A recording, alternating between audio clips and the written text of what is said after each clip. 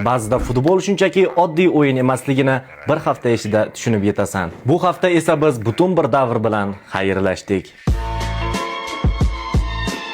Futbol tarixidagi eng qayg'uli haftalardan biri.